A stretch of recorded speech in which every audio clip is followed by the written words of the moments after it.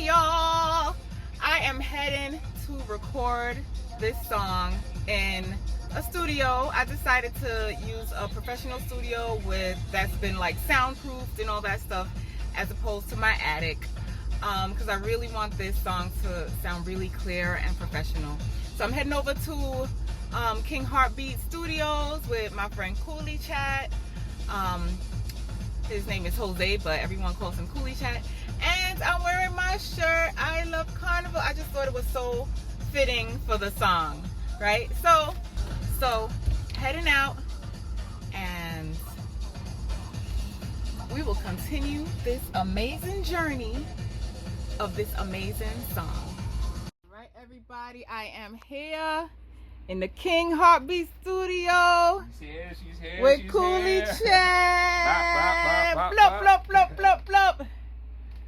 Yeah. This is gonna be an amazing, amazing song. Oh yeah. Let me go.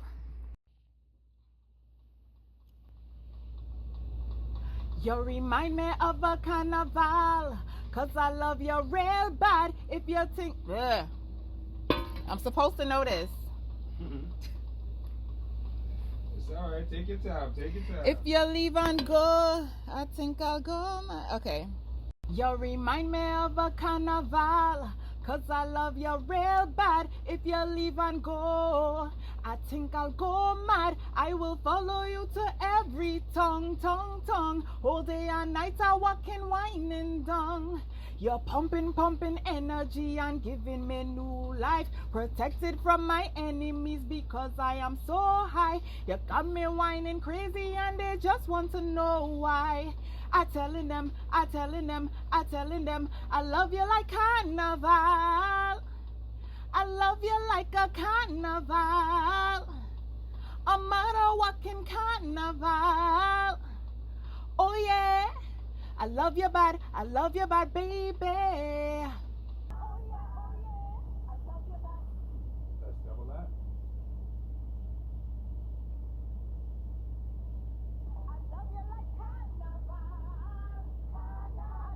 Like a carnival. I'm not a walking carnival. Oh yeah, oh yeah.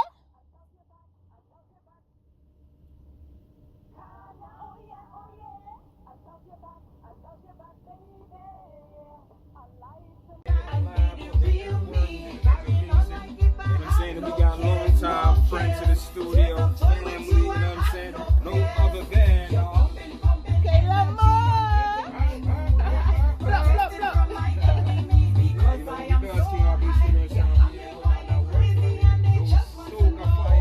Get ready to drop the streets. I love you like carnival. I love you like a carnival. A mother walking carnival. Oh yeah. I love you bad, baby.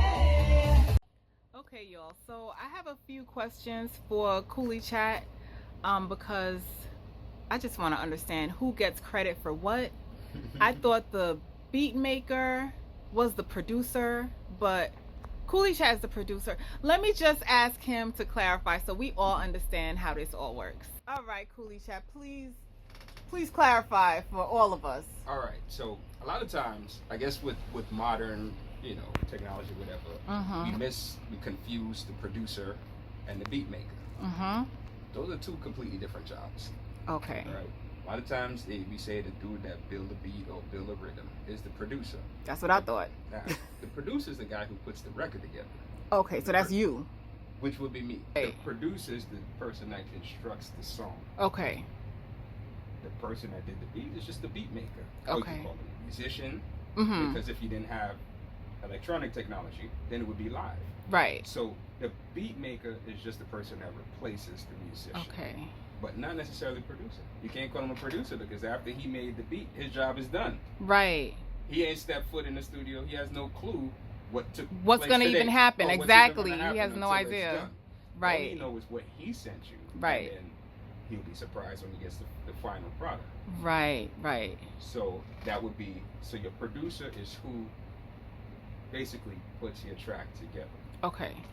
Then you have an executive producer. An executive producer. That's a whole other thing That's now. a whole other thing. Your executive producer is somebody who is if you're working on an album. Okay. The executive producer basically puts your album together. So the executive producer is going to be like, all the right, one in charge in of charge. everything. You submit him 20 tracks Okay. for your album, 30 tracks. Because Okay. no one ever does 10, 12 tracks and that's it and say we're going to be out. Right. You always do more. And then pick the. And then you pick. Okay. So you do all your songs, work with as many different producers, musicians, whatever you got to do. And then once you finish and you feel like you have a complete body of work, that work is what you're going to take to the label or whoever, Right. the executive producer. And your executive producer. So, recording, that could be a separate person, like you were explaining to me. It could, all these jobs that you just did today. Every job that was done today is could be job. a separate person. But you did it all in one. I did it all in one. Today. Amazing. So we did the recording. You helped me with the background vocals because I was lost. Yeah. And then I had help. I must say I had help from my vocal coach. Definitely big up the coach. Yes. Noel and Trinidad, Archer Academy. Yes. Yes. Definitely put us in the right direction. Yes, she and did. We worked off of her foundation. Yes. And made little tweaks to fit the song. Right. But if you look back in the days, back in the Motown days or any of the early record labels, the studio was always packed. Why was the studio packed? Because these are all the people different that jobs. took these different right. jobs. And then you said, so the engineer could be somebody different too. And then you would have an assistant engineer. Oh, wow. Because back then, if you have, 50 channel console, channel 1 is here and channel 40 somebody is all got the way down there. Right. Not like where I can just bounce through and skip and everything moves digitally. So you gotta have somebody man this side of the console and an assistant on that side of the console. But does that still happen these days? An assistant? Because of technology? Yes, because assistant still has a place. Because there's still many other things that go on in the studio. Okay. And you still have a lot of people that want to stick to analog format. Okay. Even if they go into the digital realm and stuff, they prefer, but they prefer the analog. Okay. So they're gonna book a studio that still has those equipment. Okay. Analog. So you need the engineer is not gonna get up and go to the rack. Right. To fix the compressor, fix the EQ. That's the job of the assistant. Right. Like, all right, put on this Pultec. I need this Pultec EQ. Bam, bam, bam, bam. All right. Put on this compressor. I need the distressor. All right. Go down that side. Yeah, that's a whole other. That's a whole other job. So and you said musicians, producers, beat makers, engineers, executives, mixer, masterer, mixing engineer, a mastering engineer. So not necessarily the guy who records your record is the guy who's going to mix your record. Right. And that guy who mixes your record might not be the guy who masters your record. So I lucked out. I got Jose who knows how to do a whole bunch of those jobs and wear a lot of hats. And I just have to mention, this was a birthday gift from my husband. My birthday was like a couple days ago, and I'm so excited to be. Big up J, big up J. Yes, point blank. Yeah, but I'm so happy to be doing this. I'm so excited. I hope. Can you see me? I'm like, I turned the camera. Okay. Oh, yeah, I see.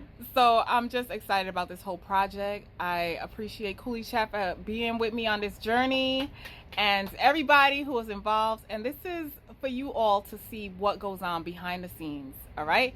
Until the next video. Peace.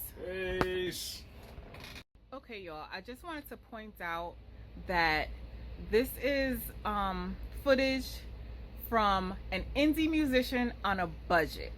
So I happened to find Jose, he wears many hats, and as he said, on another level, that could be a whole bunch of different people, and you'll have to pay each of those people. So as Jose was just telling me, you have to work with what you have. Yep. Yeah, so you have an indie musician, artist, on a budget, in an indie budget-friendly studio. We don't have the resources. Our job is to get the absolute best with the resources that we have available. 20 seconds left? I'm sorry. Yeah, so on a budget, my phone is running out of space, so I had to just tell Jose 20 seconds. Yeah, I'm sorry. Yeah, but, nothing should stop creativity, and where there's a will, there's a way. You can get the best results. You just got to figure out how to do it, be creative. Thank you. Hey, don't mind the crazy hair, y'all. I am finally taking out these crochet locks and I'm trying to figure out what is my next hairstyle. I'm going to be taking some photos, doing like a little photo shoot on Wednesday and maybe even another one next weekend. I just wanted to show y'all that I was designing my album cover. Let me see if I can flip the camera and show you how that's going. So I signed up for this app starryai.com and I was told that I was going to be able to create an album cover without getting into any copyright trouble or anything like that. So I put in a prompt and they came up with some images. A couple of them I thought were pretty cute. Like this one I liked and this one was pretty cute. But when I zoomed in, right? Let me see if I could do it for one of them. The hands were like all weird. Let me try this one. AI is not like so great yet. And so things just look crazy sometimes. They might have like extra fingers. I don't know if you can see that. It's weird. He got like a bunch of fingers all over the place. His face looks kind of weird. I don't know. There's like weird stuff that goes on with AI. So it's not perfect yet. So I decided instead of using AI, I think I spent $5 for a week of this app or something like that. So I'm going to cancel this app because it just wasn't working for me. Instead of using AI, I decided to go into Canva and I came up with this. So I found like, I should have took you through the whole process because it was pretty cool. I found the mask first, then I added some feathers because I thought it, I wanted to make it a little more unique. And then to go along with the peacock feathers, I found some peacock borders that I put around. I chose this background. And then for the words, I put addiction in this font, this glowy font, and I put Kayla Moore in that font. So I played around with it. I really wish I took you along on this journey of playing around with this, but this is the final cover that I came up with. Then I just went into CD Baby and I'm gonna have to log in and get right back into it. So I'm in CD Baby's website. As you know, CD Baby is for distribution, also DistroKid and some other ones, but I've been using CD Baby for a while. So I set my album up for distribution. I'm gonna let you take a quick look at the overview. So I paid for it and everything. It was $10, $9.99. I put in the album cover. I put in all the information, artist name, release date. It's gonna be July 10th. I got stuck with the genre because the genre number one I picked was world, and then it had the subgenre of Caribbean. And then I had to pick a second one, and I didn't know what to pick because they didn't have options. So something told me to click reggae. And under reggae as a subgenre was soca, which doesn't make much sense to me. I think soca and calypso, all that needs to be its own category.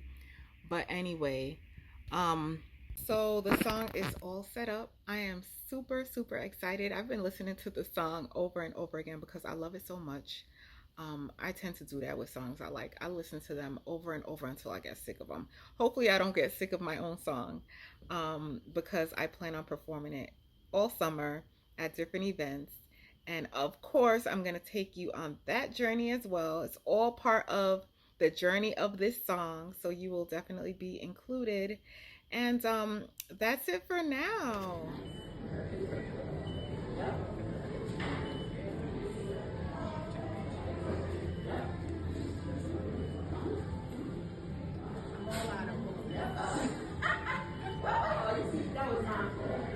I stepped away, I look at the camera, see, I'm done.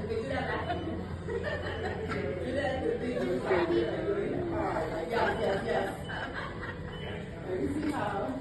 Yes, this is a good one. This is real. You like it. See, you help. Sit there.